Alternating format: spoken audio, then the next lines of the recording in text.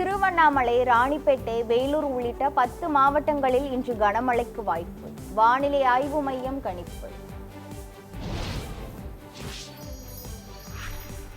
தமிழகம் முழுவதும் 15 IPS அதிகாரிகள் இடமாற்றம். 3 IPS அதிகாரிகளுக்கு பதவி உயர்வு அளித்து தமிழக அரசு உத்தரவு.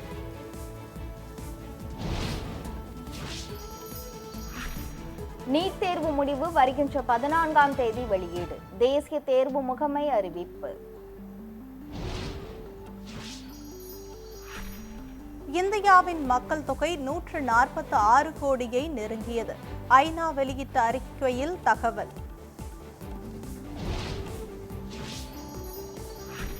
தட்கல் டிக்கெட் முன்பதிவில் புதிய மாற்றங்கள் ஜூலை 15ஆம் தேதி முதல் அமல். ஆதாருடன் OTP அடிப்படையிலான உறுதிப்பாடு கட்டாயம் என ரயில்வே நிர்வாகம் அறிவிப்பு. நாசா விண்வெளி மையத்தில் இருந்து இன்று மாலை விண்ணில் ஏவப்படும் ஆக்சியம் 4 விண்கலம். விண்வெளிக்கு பயணம் செய்கிறார் இந்திய விண்வெளி வீரர் சுபான்ஷு சுக்ரியா.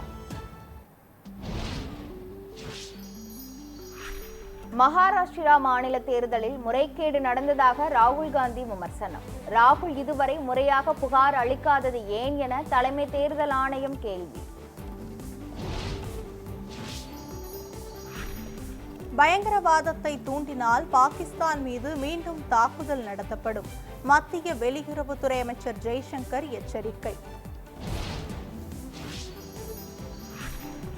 தமிழக அரசின் பல்வேறு வளர்ச்சி திட்டங்களுக்கு உலக வங்கி உறுதுணையாக உள்ளதாக முதலமைச்சர் ஸ்டாலின் பேச்சு.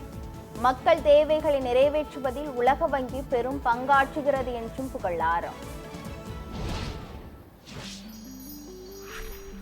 திமுக கூட்டணிக்கு எதிரான அனைத்து கட்சிகளையும் ஒருங்கிணைப்போம்.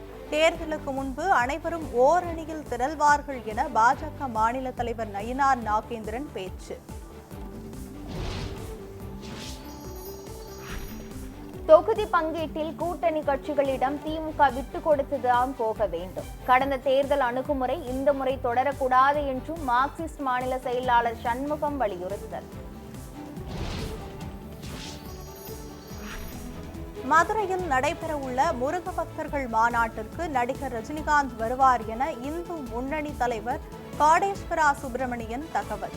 மாநாட்டில் கலந்து கொள்ளுமாறு முதலமைச்சர் ஸ்டாலினுக்கு அழைப்பு விடுக்க தயாராக உள்ளதாகவும் பேட்டி.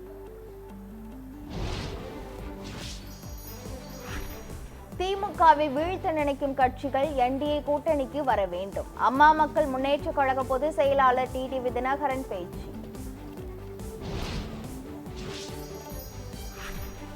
பாமகவில் வழக்கறிஞர் சமூக நீதி பேரவை தலைவராக இருந்த பாலு நீக்கம். அப்பதவிக்கு வழக்கறிஞர் கோபுவை நியமனம் செய்து பாமக நிறுவனர் ராமதாஸ் அறிவிப்பு. தமிழகத்தில் 2299 கிராம உதவியாளர் பணியிடங்களை நிரப்ப அரசாணை வெளியீடு. பணி விதிகள் தொடர்பாக அனைத்து மாவட்ட கலெக்டர்களுக்கும் அறிவுறுத்தல். தமிழகத்திற்கான கல்வி நிதியை ஒதுக்க வேண்டும். மத்திய அரசுக்கு சென்னை உயர்நீதிமன்றம் உத்தரவு. தமிழகத்தின் அனைத்து மாவட்டங்களிலும் முதியோர் மையங்களை அமைக்க உத்தரவிடக் கோரிய வழக்கு.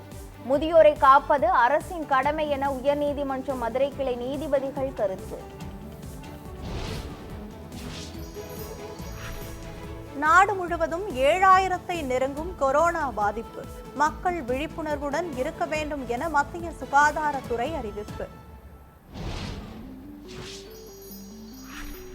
கொரோனா வீரியமற்றதாக இருப்பதால் பொதுமக்கள் அச்சமடைய தேவையில்லை. சுகாதாரத்துறை அமைச்சர் மா சுப்பிரமணியன் தகவல்.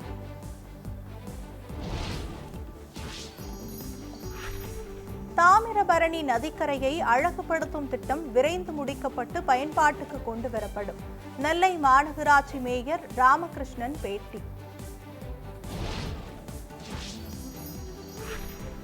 நெல்லை மாவட்ட ஆட்சித்தலைவர் அலுவலக பேருந்து நிறுத்தத்தில் இருக்கைகள் அமைப்பு. நியூஸ் 7 தமிழ் செய்தி எதிரொலியாக மாவட்ட நிர்வாகம் உடனடி நடவடிக்கை.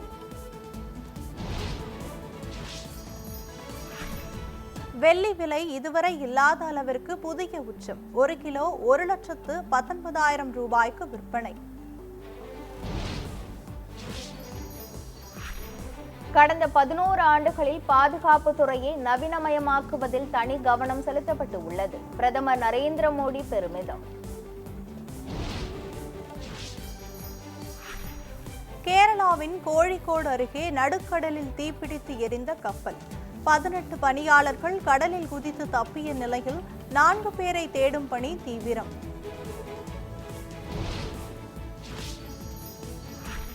காசாவில் நிவாரணப் பொருட்கள் வாங்க சென்றவர்கள் மீது துப்பாக்கி சூடு. பலி எண்ணிக்கை 14ஆக உயர்வு.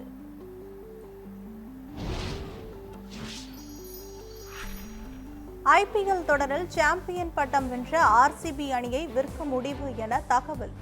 அணியின் உரிமையாளர் எடுத்த முடிவால் ரசிகர்கள் அதிர்ச்சி.